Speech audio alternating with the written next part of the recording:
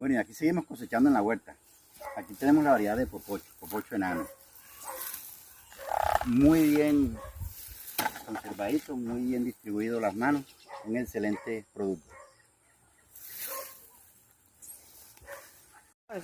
Ahora vamos a proceder a cortar la mata para que los hijos puedan tener mejor crecimiento.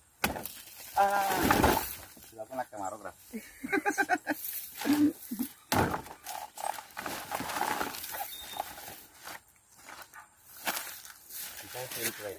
Son como un güey.